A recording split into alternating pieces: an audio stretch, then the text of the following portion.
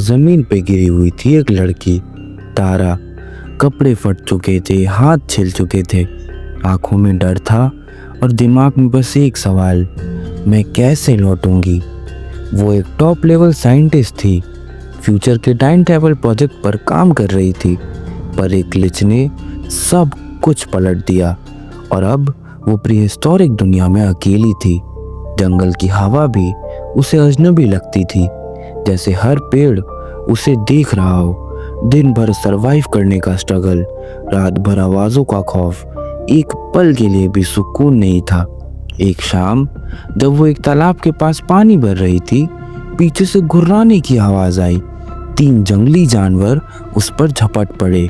चेहरा उसका पैनिक से भर चुका था, हाथ में सिर्फ एक पत्थर था। पर तभी झाड़ियों से एक बालों से ढका हुआ आदमी निकला, आंखों में जानवरों जैसा गुस्सा, लेकिन चाल इंसानों वाली। उसने जानवरों को मारा, तारा को बचाया और बिना कुछ बोले चला गया। तारा शॉक में थी, ये क्या था, ये कौन था और मुझे क्यों बचाया। अगले कुछ दिनों तक वो आदमी बार बार दिखने लगा, कभी दूर से देखकर चला जाता, कभी फ्रूट्स छोड़ जाता। तारा उसे जंगल का एक क्रिएचर समझती थी, आधा आदमी आधा जानवर। पर फिर एक दिन जब वो बीमार पड़ गई, उस आदमी ने उसे अपने हाथों से पानी पिलाया, गीला कपड़ा रखा और कुछ कहने की कोशिश की। उस एक लफ्ज ने सब कुछ बदल दिया। वो बोल नहीं पाता था, पर उसकी आंखों में एक प्यार था, एक अपनापन जो इस जंगल में कहीं नहीं था।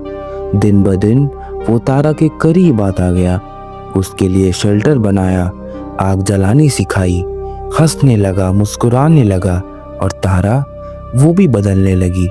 जंगल अब उतना अकेला नहीं लगता था। पर एक दिन कुछ बदला। तारा क्यूरियोसिटी में उस आदमी के छुपाए हुए बिलोंगिंग्स को देखने लगी और तभी उसके होश उड़ गए। उसे मिला एक आईडी, उस आईडी पर नाम लिखा था अर्जुन। ये तो मेरा कलीग था, लैब में मेरे साथ काम करता था।